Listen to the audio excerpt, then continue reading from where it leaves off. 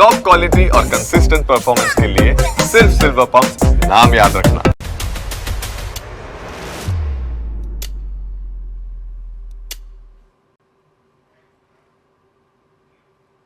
ગુજરાતભરમાં જેની આતુરતાપૂર્વક રાહ જોવાઈ રહી છે તે સ્થાનિક સ્વરાજ્યની ચૂંટણી આજે યોજાવા જઈ રહી છે। 66 નગરપાલિકા અને જૂનાગઢ મહાનગરપાલિકા, જિલ્લા પંચાયત અને તાલુકા પંચાયતની ચૂંટણી માટે મતદાન પ્રક્રિયા હાથ ધરાઈ છે।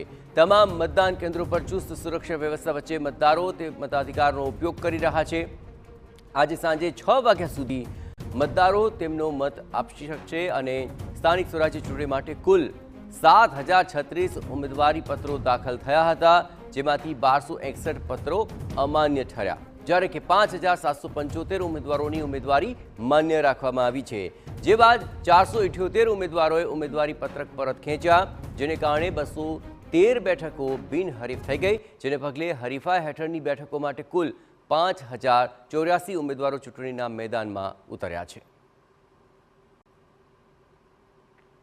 હવે ચૂંટણી પહેલા 66 નગરપાલિકાના 461 વોટ પૈકી કુલ 24 વોટ બિનહરીફ થયા છે। નગરપાલિકાની 1844 બેઠકો પૈકી 167 બેઠકો બિનહરીફ જાહેર થઈ।